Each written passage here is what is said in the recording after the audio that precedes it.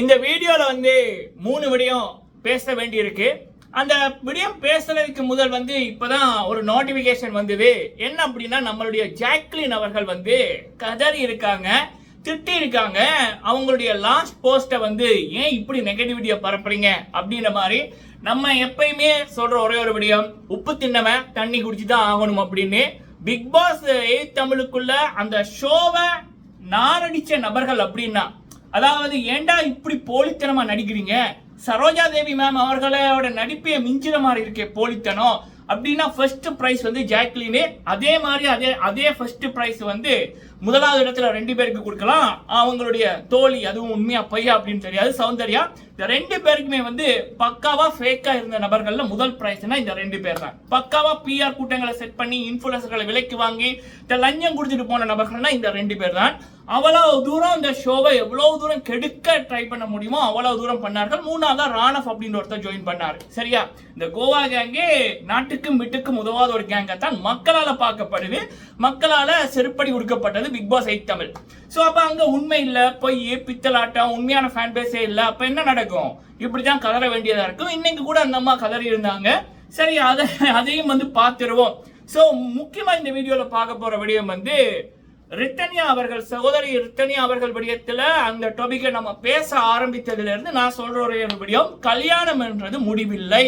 சரியா, ஒருத்தன் தாலி கட்டிட்டா, மோதிரம் போட்டுட்டா, இனிமேல் அவனே தான், அவன் நல்லவனோ இல்ல அந்த வாழ்க்கை பிடிச்சிருக்கோ பிடிக்கலையோ, நம்ம தலையெழுத்து பிடித்தாப்பா அப்படின்னு பெண்களோ சரி இல்ல ஆண்கள், கல்யாணம் ஆச்சு, இந்த பொண்ணு பிடிக்கல பிடிச்சிருக்கு, சரி இவளோட தான் வாழ்ந்து வாழ்க்கையை முடிக்கணும்ன்றது இல்லை. பிடிக்கலன்னா நீங்க வந்து எழுதி கொடுத்துட்டு போங்கோ, அவ்வளவுதான் மேட்டரு. அதைத்தான் நம்ம வந்து சொல்றோம். அப்ப அதை வந்து இப்போ பெரிய செலிபிரிட்டிகள் முதல் வளர்ந்து வர்ற செலிபிரிட்டிகள் வரைக்கும், ஏன் நம்ம சாதாரண மக்கள் வரைக்கும் பண்ண ஆரம்பிச்சிருப்பது சிறப்பிலும் சிறப்பு. இப்படியான விடயங்கள் வந்து பல பேரோட கண்ணீரை வந்து, இப்ப ரித்தன்யா அவர்கள் இல்லாம போனபடியா அவங்களுடைய அப்பாட வாழ்க்கையை நினைச்சு பாருங்க, அவங்களோட குடும்பத்தோட வாழ்க்கையை நினைச்சு பாருங்க. அந்த பிள்ளை இல்லாம போனதுக்கு அப்புறம் அந்த பிள்ளையை பற்றி அவ்வளவு கட்டுக்கதைகள், மனசாட்சியோட பேசுறீங்களாடான்னு கேட்கிற அளவுக்கு, வேதனைப்படுற அளவுக்கு, கூட பிறக்காட்டியும் ரத்த உறவு இல்லாட்டியும் அந்த பிள்ளைக்காக நமக்கு தூக்கம் வராம இருக்கு. நேற்றெல்லாம் ஒரு சில வீடியோ பார்த்துட்டு எனக்கு தூக்கம் வரையில. சோ அப்ப அதுக்கெல்லாம் காரணம் என்ன? நம்ம மனசுல ஒரு விடியம் இப்படி பதிஞ்சிருந்தது. என்ன, ஒருத்தனுக்கு ஒருத்தி, இவன் தான் தலையெழுத்து, இவன் தான் தலையெழுத்து, பிடிக்குதோ பிடிக்கலையோ வாழ்ந்துட்டு போயிடணும். இல்ல அப்படின்னா அந்த பிடிக்காத வாழ்க்கையில ஒருத்தன் அழிக்கணும், மனவேதனை, மன உளைச்சல், அதனால ஆயுசு முடிஞ்சிடும். இதெல்லாம் தேவையே இல்லை அப்படி என்பது என்னுடைய ஸ்ட்ராங்கான ஒரு கருத்து. சரிங்களா? சோ அப்ப ரித்தன்யா அவர்கள் விடயத்துல நம்ம வந்து இப்படியான ஒரு விடயத்தையே பேச ஆரம்பிச்சோம்.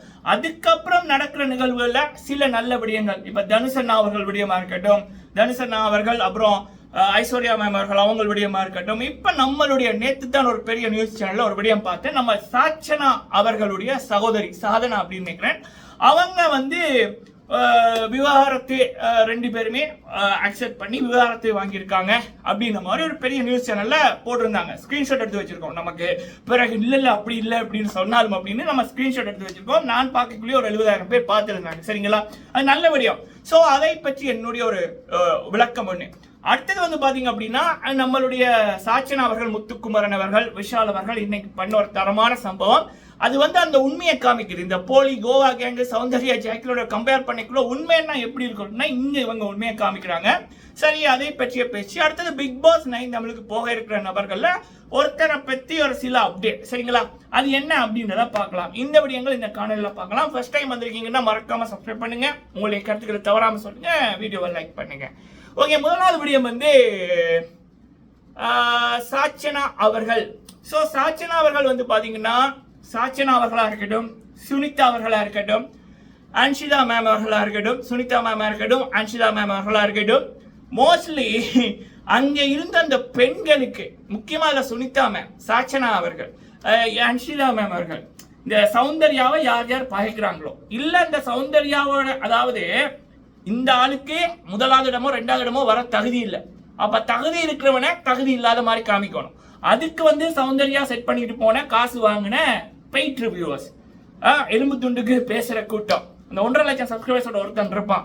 அவனை வந்து எனக்கு அவ்வளவு கோவம் அவன் மேல, நீ எல்லாம் மனுஷனாடா அப்படின்னு தான் கேட்க இருந்துச்சு. பல பேர் சீசன் 8 தமிழ் ரிவ்யூவர்ஸை இவனால கேவலமா பார்க்க ஆரம்பிச்சாங்க. ஒரு ரெஸ்பெக்டே இல்லாம போச்சு. வணக்கம் மக்களே அப்படின்னு பேசுவோம். சரி, ஓகே, சரி. அப்படி இருக்கக்குள்ள அப்படியான அந்த எலும்பு துண்டுக்கு அலையிறதுகளுக்கு இன்ஸ்டாகிராம்ல, ட்விட்டர்ல, யூடியூப்ல எல்லாத்தையும் கொடுத்து அந்த அம்மாக்கு யார் போட்டியா இருப்பாங்க அப்படியான நபர்களை தரக்குறைவா பேசுறது, மக்களிடம் வந்து இழிவா காமிக்கிறது, மக்களிடம் ஒரு நிறைய நெகட்டிவிட்டியை பரப்புற வேலையை இந்த சௌந்தர்யாவோட எலும்பு துண்டுக்கு வேலை செஞ்சதுகள். இந்த எலும்பு துண்டு இந்தா இதை பண்ணு, நான் 100 நாள் இருப்பேன், நீ இதை பண்ணணும் அப்படின்னு அந்த அடிமை மாதிரி வேலை செஞ்சதுகள் தவறாம பண்ணிச்சு. ஸோ அப்ப அப்படி இருக்கக்குள்ள சாச்சனா அவர்களுக்கு ஒரு நெகட்டிவிட்டி வந்ததுக்கான முக்கியமா மெயின் ரீசன் இந்த சௌந்தர்யா அம்மா, சரியா? ஆனா அதை தாண்டி சாச்சனா அவர்கள் வெளியில வரைக்குள்ள ஒரு நல்ல பேரோட தான் வந்தாங்க. பட வாய்ப்புகள் நிறைய கிடைச்சிருக்கு. இப்ப ரீசெண்டா கூட ஒரு படம் வெளியில வந்தது, இன்னும் பல படங்கள் வர இருக்கு. ஸோ அப்படி இருக்கக்குள்ள சாச்சனா அவர்கள், முத்துக்குமரன் அவர்கள் பிக் பாஸ்லேயே பார்த்திருப்போம். அப்படி ஒரு உண்மையான ஒரு சகோதரம். விஷால் அவர்கள் சாச்சனா அவர்கள், அருண் அவர்கள் சாச்சனா அவர்கள், சத்யா அவர்கள் சாச்சனா அவர்கள். ஸோ அப்ப இவங்களோட அந்த ரக்ஷ பந்தம், அண்ணன் தங்கை அந்த ஒரு நாள் இருக்குல்ல இன்னைக்கு, அதை வந்து சாச்சனா அவர்கள் கொண்டாடுற விதமா முத்துக்குமரன் அவர்களை மீட் பண்ணியிருக்காங்க. அதை வந்து கட்டியிருக்காங்க. அதே நேரத்தில் வந்து பாத்தீங்கன்னா மீதி நபர்களையும் அவங்க கூட இருந்த பிக் பாஸ் இந்த மொமெண்ட்டை போட்டு ஹாப்பி ரக்ஷா பந்தன் டே அப்படின்ற மாதிரி போட்டிருக்காங்க. இதுதான் அந்த உண்மையா பிக் பாஸுக்குள்ள இருக்கிற நம்ம சம்பாதிச்ச ஒரு உறவு எப்படி காமிக்கணும்னா இப்படிதான், சரியா? இதுக்கு அகேன்ஸ்டான போலி உறவு தான் இந்த கோவா கேங். வீட்டுக்கு உதவாது, நாட்டுக்கு உதவாது. அதுகள் பண்ணதோட ஏதாவது உருப்படியா இருக்கா? ஏதாவது ஒரு நல்ல விடயம் இருக்கா? பேசக்கூடிய மாதிரி இப்படி பண்ணன்ற மாதிரி உதவாது, ஒண்ணுமே உதவாது. கோவா கேங்கிற மொமெண்ட் எடுத்தா ஒண்ணுமே ஒரு சதத்துக்கு உதவாது. ஸோ என்னோட பிக் பாஸ் ஐட்டம்ல என்னோட தெலுங்கு ரிவ்யூவர் ஒருத்தர் சொல்வாரு, இந்த அம்மா மட்டும் டைட்டில் வின் பண்ணிச்சுன்னா இந்த சௌந்தர்யா அதை விட கேவலம் விஜய் டிவிக்கும் இல்லை, தமிழ் பிக் பாஸ் டிவிக்கும் இல்லை அப்படின்னு. ஏன்னா ஒரு சொல்லப்போனா பிக் பாஸ் வீட்டுக்குள்ள ஒரு 2 கிழமைக்கு மேலேயே அந்த அம்மா எப்படி இருந்தாங்க, ஒண்ணுமே பண்ணாம, ஒரு ஃபேன் பேஸ் கூட இல்லாம, ஜஸ்ட் பெய்ட் போர்ட்ஸ். ஸோ நான் அவங்களோட பிக் பாஸ்ல வச்சு மட்டும்தான் நான் சொல்றேன், சரிங்களா? அவங்க பண்ணது அந்த ஷோக்குள்ள அவர் 2 வீக் நீடிக்க கூட அவங்களுக்கு தகுதி இல்லை, ஒண்ணுமே வந்து பண்ணல. ஃபர்ஸ்ட் வீக்கே வெளியில போன நபர் தான் சௌந்தர்யா. அப்ப அப்படி இருக்கக்குள்ள அவங்க சொன்னாங்க, 90வது நாள் பேசக்குள்ள சொன்னாங்க, என்ன மச்சான் சில ரிவ்யூஸ் இப்படி சொல்றாங்க, இவங்க வந்து வின் பண்ணாங்கன்னா இதை விட கேவலம் இல்லடா அப்படின்னு. நான் சொன்னேன், அந்த அம்மாக்கு ஓட்டே இல்லை ஒபிஷியல்ல, அந்த அம்மாவோட இன்ஃபுளுன்ஸ், அந்த அம்மா கொடுத்த காசு, அதுதான் அவங்க அம்மாவை செகண்ட் ரன்னர் ஆக்கும், இல்லைன்னா ரன்னர் ஆக்கும். வின்னருக்கு கிட்ட கூட அது வேற அம்மா சௌந்தர்யால வர முடியாதுன்னு சொன்னேன். அப்படின்னாலும் சரியில்லை, ரன்னரா கூட வந்து வரக்கூடாது அப்படின்னு அவங்க சொன்னாங்க. டாப் 3 கூட இவங்க டிசர்வ் இல்லைன்னு தான் சொன்னாங்க. என்ன பண்றது, இன்ஃபுளுன்ஸ் காசு வந்து அவங்கள ரன்னரா வந்து ஆக்கிச்சு. மற்றும்படி எல்லாம் சொல்றதுக்கு ஒண்ணுமே இல்லை. சொல்லப்போனா மீரா மீதும் பரவாயில்ல அப்படின்னு தான் சொல்லணும். ஏன்னா அந்த மாதிரி ஏதாவது பண்ணிச்சு, அந்த கண்டென்ட் ஏதாவது பண்ணிச்சு, சரியா? ஓகே, சரி. அப்படி இருக்கக்குள்ள இப்படியான நபர்கள் வந்து ஒரு போலி உறவு, போலி நடிப்பு, ஜெஃப்ரிட்ட கூட சொல்லுவாங்க, அந்த முடிய வந்து இப்படி பண்ணுவாங்கல்ல, வீட்டுல இருக்க அப்படித்தான் பண்ணுவான்னு சொல்லியிருப்பாங்க. ஆனா அவங்களோட அப்பா அம்மா வந்து இருக்கக்குள்ள அவங்களோட அப்பா சொல்றாரு, நீ வீட்டுல இப்படி எல்லாம் இல்லையம்மா அப்படின்னு. அப்படி ஒரு ஃபேக் தமிழ்ல சொல்லணும்னா டுபாக்கூர். ஸோ அப்ப அப்படியான நபர்கள் வந்து தவறான எக்ஸாம்பிள் வீட்டுக்கும் சொசைட்டிக்கும். பிக் பாஸை பொறுத்த வரைக்கும் ஒருத்தனை பிக் பாஸை பார்க்கக்குள்ள பல பேரை இன்ஸ்பிரேஷன் எடுத்துக்கிறாங்க, பல பேர்கிட்ட கத்துக்கிறாங்க.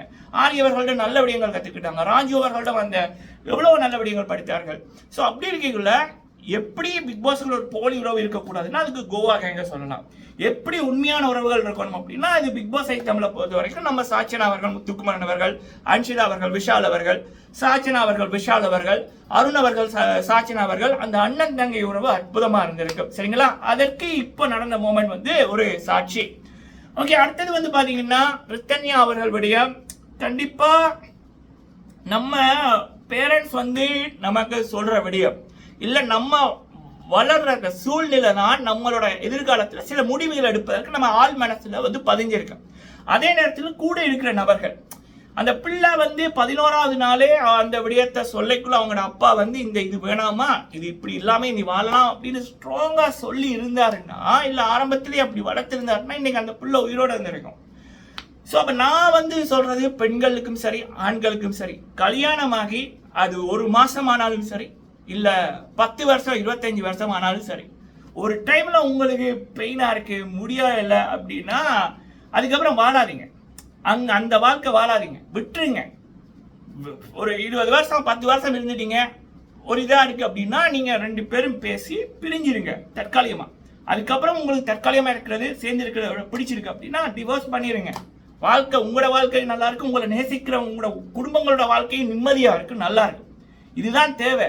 அதை விட்டுட்டு ஒருத்தனை கட்டிட்டோம் ஒருத்தைய கட்டிட்டோம் இதுக்குள்ள வந்துட்டோம் வாழ்க்கையை முடிச்சுக்கிறது இல்லை இந்த வாழ்க்கையை தான் வாழ்ந்துக்கணும்ன்றது பேட் எக்ஸாம்பிள். அதுக்கு இப்ப இருக்கிற இளைய தலைமுறைகள் நம்ம தனுஷ் அண்ணா அவர்கள், ஐஸ்வர்யா மேம் அவர்கள் பண்ணது சிறப்பு. 2 பேருமே அக்செப்ட் பண்ணி அதை பிரிஞ்சுக்கிட்டாங்க. நம்ம ஜேம்ஸ் ரவி அவர் பண்ணது சிறப்பு. இப்ப ரீசெண்டா நேற்று ஒரு நியூஸ் பார்த்தேன். சாச்சனா அவர்களுடைய சகோதரி சாதனா அவர்கள், அவங்களுக்கு 22 வயசு தான், அதுக்கு கல்யாணமாகி இப்ப 2 பேருமே இணங்கி டிவோர்ஸ் பண்ணிட்டாங்கன்னு சிறப்பு, வரவேற்கத்தக்க விடயம். இப்படித்தான் இனிமேல் இந்த இளைஞர்கள் இருக்கணும் என்றது என்னுடைய ஒரு விஷ். சரிங்களா? தீச்சட்டிய கையில வச்சிருந்தா அது சுட்டுக்கிட்டு தான், அதை தூக்கி போடாம வலிக்குது அப்படின்னா நம்ம எரிஞ்சு முடிஞ்சிருவோம். அதுக்கு புத்தி உள்ளவன் என்ன பண்ணுவான்னா தூக்கி எறிஞ்சிருவான். சரிங்களா? அப்பதான் நம்மளுடைய பெயின் இல்லாம போகும். ஸோ இது ஒரு இப்போ செலிபிரிட்டிகள் இப்பத்த மக்கள் இப்போ பிடிக்கலைன்னா பிரிகிறது நல்லபடியா. அதுக்கப்புறம் நீங்க இன்னொருத்தவங்களை கல்யாணம் பண்றது இல்ல உங்களோட வாழ்க்கையை சேவை மூலம் பண்றது, உங்களுக்கு பிடிச்ச துறையில தனிமையில வாழ்றது, அதான் உங்களோட விருப்பம். எப்படியோ நீங்க இருப்பீங்க, அதனால உங்களை நேசிக்கிறவங்களும் நிம்மதியா இருப்பாங்க. சரிங்களா? அவ்வளவுதான் மேட்டர்மா. ஸோ ஓகே, அடுத்தது பிக் பாஸ் 9 தமிழ். ஸோ அதுல இப்போ சாச்சனா அவர்களோட ஒருத்தங்க நடிச்சாங்க, ரொசானி அப்படின்றவர். பிக் பாஸ் 6 தமிழ் டைம்ல அவரை கான்டெஸ்டன்ட் லிஸ்ட்ல சொல்லியிருப்போம். அப்ப அவர் விஜய் டிவியோட பெருசா க்ளோஸ் இல்லை. இப்ப பாத்தீங்கன்னா டிவிக்குள்ள போய் ஹார்ட் பீட் அப்படின்னு ஒரு ஷோ நினைக்கிறேன், அதுல அவர் நடிச்சு. ஸோ இப்ப வருகின்ற ஒரு ரூமர் தான், இது கன்ஃபர்மேஷன் இல்லை, ஒரு ரூமர் படி ரொஷானி மேபி வரலாம் பிக் பாஸ்ல ஒரு வைல்ட் கார்ட் என்ட்ரி அப்படின்றது கிடைக்கப்படுகிற தகவல். சரிங்களா? இப்போதைக்கு அவருக்கு ப்ராஜெக்ட் இருக்கு 3 மாசத்துக்கு அப்படின்னு, வைல்ட் கார்டு என்ட்ரிக்கான சான்சஸ் இருக்கு அப்படின்றாங்க. பட் என்ன பொறுத்த வரைக்கும் ஆகஸ்ட் 10க்கு அப்புறம் தான் கான்டெஸ்டன்ட்ஸுக்கான கால் போகும். அதுக்கப்புறம் நம்ம அப்டேட்டை சொல்றோம். ஓகே, அடுத்தது நம்மளுடைய ஜாக்லின் போலித்தனத்தின் உச்சம். ஸோ எல்லாமே பொய் தான், பழகுறது பேசுறது எல்லாமே அவங்க பொய் தான். அது பிக் பாஸ்ல நம்ம பார்த்தோம். வெளியில வந்ததுக்கு அப்புறமும் சில இடங்கள்ல எனக்கு அப்படிதான் தோணுச்சு. பட் பிக் பாஸை வச்சு தான் நான் பேசுறேன். ஸோ அப்படி இருக்கக்குள்ள சௌந்தர்யாவோட பர்த்டேக்கு இந்த கோவா கேங்க, இவங்க ஜாக்லின், சௌந்தர்யா, அப்புறம் ராயன், அடுத்தது இன்னொருத்தங்க யாருப்பா பவித்ரா, இவங்க போய் ஒரு போட்டோ போட்டாங்க. அப்ப மக்கள் கழுவி ஊத்தி இருக்காங்க. அதுக்கு இப்படி பேசாதீங்க, அப்படி பேசாதீங்க, கெட்ட வார்த்தை பேசாதீங்க, ஏன் இப்படி பண்றீங்க அப்படின்ற மாதிரி சொல்லியிருந்தாங்க. ஜாக்லின், நீங்க பிக் பாஸ்ல நிறைய விடயங்கள் ஆஸ் அ வியூவரா, ஆஸ் அ ரசிகரா, நான் மட்டுமில்ல பல பேர் பார்க்கக்குள்ள நீங்க அந்த பிக் பாஸோட மொமெண்டே கெடுத்திருப்பீங்க. சரிங்களா? நீங்க சௌந்தர்யா எல்லாம் ஒரு ஒரு ஒரு தரமான ஒரு ஷோவை கெடுத்திருப்பீங்க. நீங்க பார்த்தீங்க அப்படின்னா நான் சந்தோஷப்படுறேன். பொய்யா நடிக்கிறது. தீபக் ஒரு நபரோட மோதுறதுன்னா ஈக்குவலா மோதணும். அது ஒருத்தங்களை அழுதுகிட்டு பண்றது, அந்த உமன் கார்டை யூஸ் பண்ண பாக்குறது, நான் கஷ்டப்பட்டு தான் வந்தேன் அப்படின்னு அந்த ஒரு பொய்யான ஒரு ஸ்டோரியை கொண்டாடுறது, இதெல்லாமே அது அந்த பாக்குற வியூவர்ஸுக்கு அவ்வளவு இரிட்டேட்டிங்கா இருந்தது. நீங்க ஆரம்பத்திலிருந்து நடிச்சீங்களே தவிர ரியலா இல்ல. சரிங்களா? அப்ப அப்படி இருந்த நீங்க வெளியில வந்ததுக்கு அப்புறம் உங்களை மாதிரி நடித்தவர்களோட சேரைக்குள்ள அந்த கர்மா அப்படின்னு இருக்குல்ல, அது எப்படி உங்களுக்கு திரும்ப வலிக்க வைக்கும்னா இப்படி வலிக்க வைக்கும். நீங்க ஒரு போஸ்ட் போட்டீங்கல்ல, அது நீங்க பண்ணதுக்கு தான் திரும்ப கிடைக்குது. நன்றி.